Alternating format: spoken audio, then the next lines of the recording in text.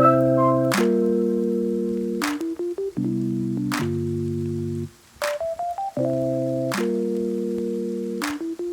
y'all, welcome to another video. I'm your host Moose. This is Deck Tech number 178. The previous 177 videos were all lost on my hard drive before I could upload them due to an elaborate prank by my arch nemesis Ross Perot. Today we're going to be doing a Deck Tech on Yedora Gravegardener. It's 4 and a green for a 5/5 legendary tree folk druid. When I saw this card I was like, this is exactly what I wanted to see in Commander. It's unique. This is something we've never seen before, and I don't think it's not busted in any means. You can do busted things with it, but you can do that with a lot of commanders. When another non-token creature you control dies, you may return it to the battlefield face down under its owner's control, and it becomes a forest. So the point of this deck is we're going to sacrifice our creatures, have them come in as lands. We're going to turn our lands into creatures, and we're going to be able to sacrifice lands and creatures for value. So let's get into it. All right, let's get started with our vegetables.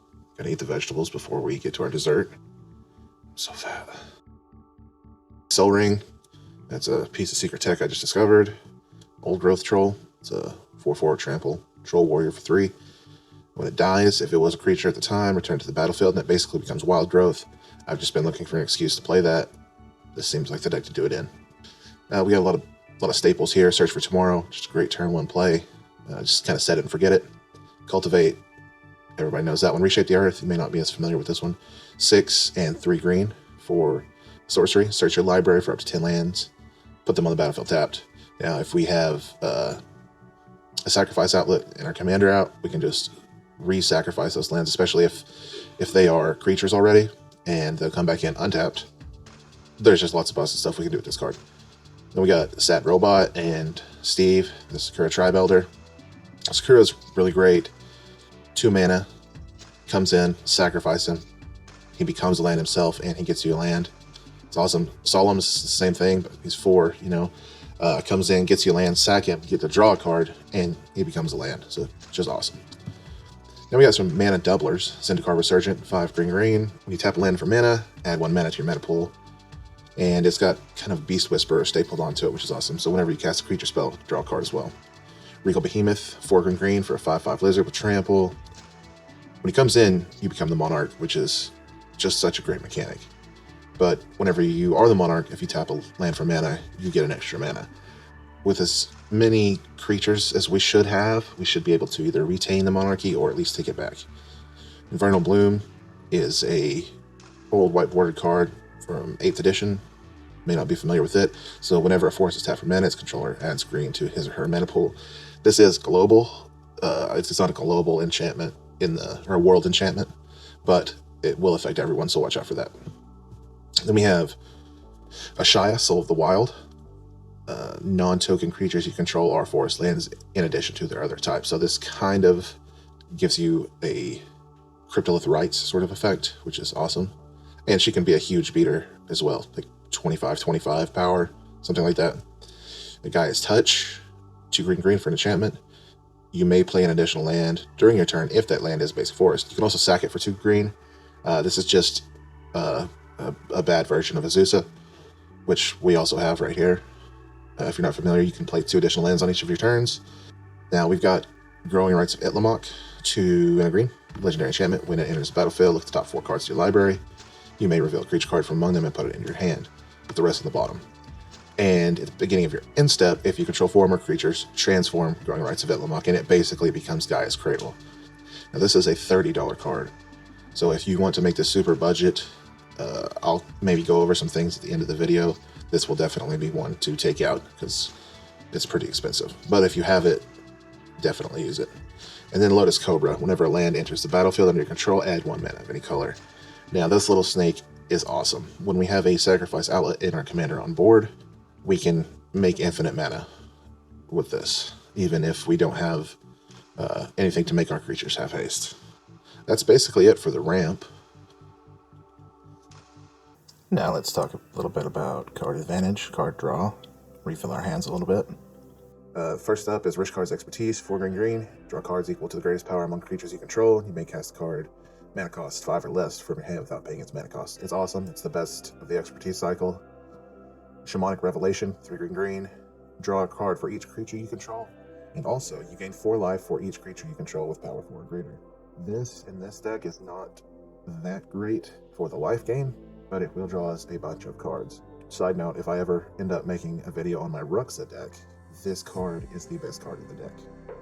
And we got Regal Force, 4 green for a 5/5 elemental. And when he enters, you draw a card for each green creature you control, which does not count your land creatures. You should still be able to draw 3 or 4 cards off of it. And we've got some more situational draw. Endless Atlas, just a very solid card. Pay 2, drop it down, 2 and tap it, draw a card. You're gonna have 3 or more forests, so not a big deal. Fecundity, 2 and a green for enchantment. Whenever a creature dies, that creature's controller may draw a card. Once again, this is another global, not actually global enchantment, so other people will get value off this too, but it's not that big a deal. Tireless Tracker, just a green staple. Play land, you get to investigate, sack that clue, draw a card. We got Toski, Bearer of Secrets, 3 and a green for legendary 1/1 Indestructible Squirrel. The main thing we care about is whenever a creature you control deals combat damage to a player, draw a card. And Beast Whisperer, 2 green, 2/3 Elf Druid. Whenever you cast a creature spell, draw a card. There's the classic staple there. Now let's talk about some non-card draw card advantage. Starting off with Turn Timber Symbiosis, 4 green. Look at the top 7, put a creature from among them onto the battlefield. If it's a little boy, you put 3 little plusies on it. This is really good. Hopefully you'll hit your Crater Hoof. Speaking of that, Mage's Order, 2 green for a 3/3 Human Wizard. Pay greens, tap it, sack it.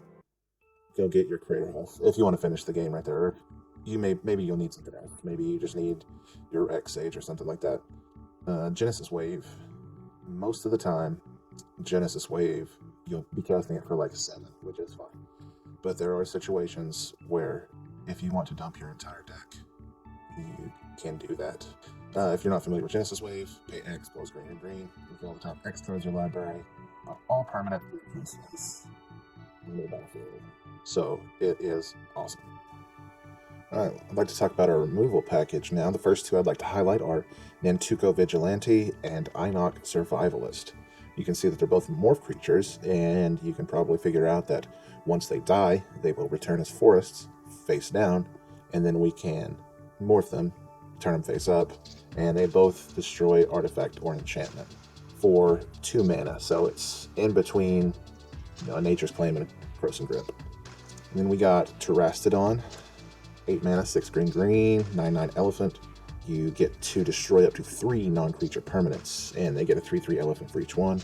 Woodfall Primus, 5 green, 6/6 Trampler, Treefolk Shaman. When he enters the battlefield, destroy target non-creature permanent. He also has Persist, which is amazing, because we also have Oran-Rief the Vastwood in this deck, so every time he comes in, we can tap the Vastwood, and we get to sacrifice him all over again. It's pretty good. And then Reclamation Sage, don't need to explain that. Nature's Claim, Croson Grip, Beast Within, probably don't need to explain that either. Okay, and for protection, we've got stuff like Snakeskin Veil, put a 1/1 counter on target creature you control, and it gains hexproof until end of turn. Sky Shroud's Blessing, 1 green, lands can't be a target of spells or ability this turn, draw a card.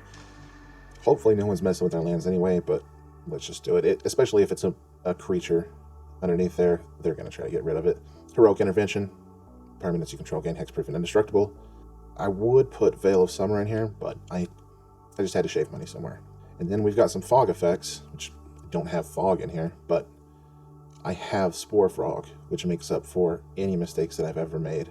Look at him. Then also Constant Mists. Constant Mists not only works as a fog effect, but with the buyback, sacrifice, and land, any of the creatures that are lands that we want back in our hands, like a Reclamation Sage or Regal Force, anything like that, we can just sacrifice that land. And here in a second, I'll show you our recursion package. Sacrifice that land, get to follow the combat. That land goes to our graveyard, or if it's a creature, it actually just comes right back down. So it's infinite combat fog. Alright, so let's talk about what we're actually doing. besides getting value off of our creatures dying, we want to turn our lands into creatures so that based on our sacrifice outlet, we can sacrifice creatures or lands, or if they're both, they just come right back down. So the first thing we're going to do is play something like a Sylvan Awakening. Until your next turn, all lands you control become 2/2 elemental creatures with reach, indestructible, and haste. They're still lands. The indestructible is good. This is great if you want to swing out with no repercussions, essentially. And they can be exiled, so a merciless eviction in this case is real bad. And then we've got Embodiment of Insight, so 4 and a green for a 4/4 elemental with vigilance. Lands you control have vigilance as well. The main reason we want this is whenever a land enters the battlefield under your control, you may have target land you control become a 3/3 elemental creature with haste until end of turn, and it's still a land.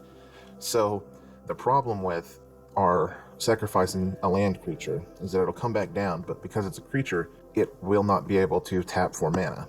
But in this case, if we sacrifice the land creature, it will come back down, and you give that one haste, tap it for mana, sacrifice it again, it comes back down, tap it, infinite mana. On top of whatever you're getting from your sacrifice outlet. If it's an Ashnod's Altar, you're getting color as well.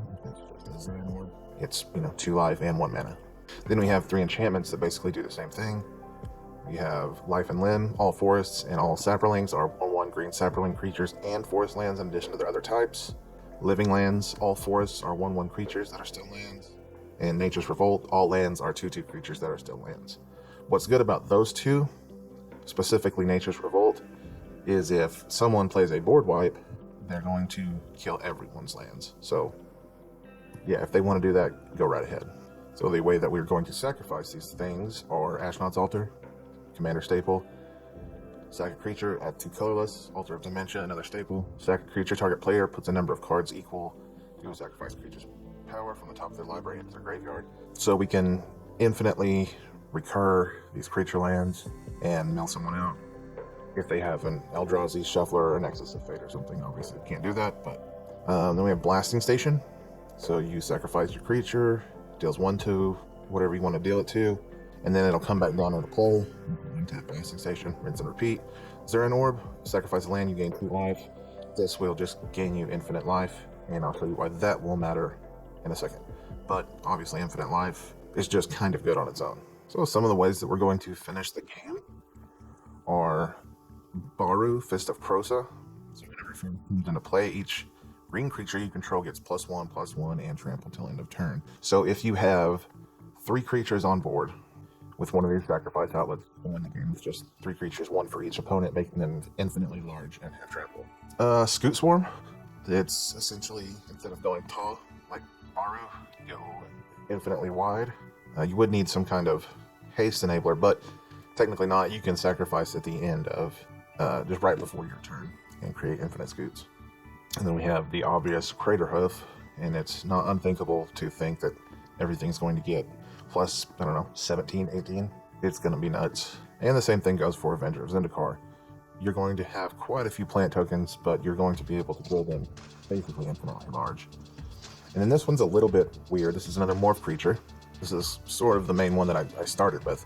So Yodora's on the battlefield. You need a mana doubler like your Regal Behemoth, your Zendikar Resurgent, whatever. And then Ashnod's Altar. So you sacrifice the Hermit, having it come back into play as a forest, tap it, and then pay 1 colorless or sacrifice another, maybe you've got a Scoot Swarm token or something, and you generate enough mana to morph this thing, and this will make 4/1/1. Well, technically 2/2 sapling tokens. Now you go back to step 3, but now you keep sacrificing one of the saplings to help pay for its morph cost. So each subsequent time you do this, you'll net 1 colorless mana and 3 sapling tokens. And then we've got some more payoffs here. This is why Zerin Orb is in the deck as well. Aetherflux Reservoir. I think everyone knows the power of this at this point. So if you're not familiar, whenever you cast a spell, you gain 1 life for each spell you cast this time. We're not really storming off, but we have the ability to gain infinite life, or even just a lot of life, really. But we can pay 50 and deal 50 damage to a player. So instant nuke. And even if we don't have the Aetherflux Reservoir, we can gain a lot of life off of Essence Warden and Corsair Frufix. And the Corsair also really helps us hit those land drops. And we got a lot of ways to recur things. So a Ramanap Excavator, 2 and a green, You can play land from your graveyard. There's not any kind of busted combos that we have in here. It's just helpful.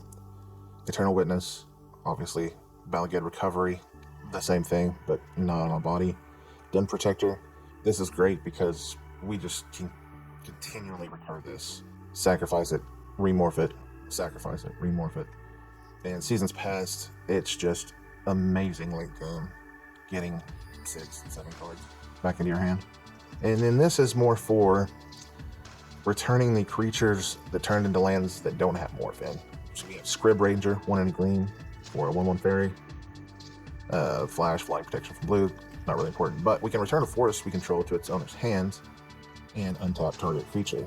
So if the Eternal Witness becomes the forest, return it to our hand and replay it. Tamer Sabertooth, sort of the same thing. 2, 1 in a green, you may return another creature you control to its owner's hand. And it does give the benefit of giving Team of Sabertooth indestructible. Bull Elephant, you probably aren't familiar with this card because who is? But 3 and green for 4/4. When it comes into play, you need to return 2 forests you control to their owner's hand or bury it. So it's a terrible card. But in this deck, it's actually pretty good. And then we have some of our lands that do essentially Jungle Basin comes into play tapped, but you have to sacrifice it unless you return an untapped forest you control to its owner's hand. And it does tap for 1 in a green. So it's a little bit of ramp. It's like the dual colored bounce lands, but not dual colored. Lotus Field, same thing. Drop it down and sacrifice 2 lands. Now, those do go to your graveyard, not to your hand, but like I said, there's a lot of ways that we can get stuff out of our graveyard. And Gyarados Commons does the same thing. Return a land you control to its owner's hand, and it taps for 2 colorless. So check out the Moxfield link in the description below for the full deck list. And in there, if you click on the Considering tab, I've got a lot of recommendations to make this more budget friendly. Well, that about does it. Sorry that my audio quality is so garbage. Hopefully I can have that fixed very soon. Please like and subscribe if you don't hate me with every bone in your body. Thanks, and I'll see you next week.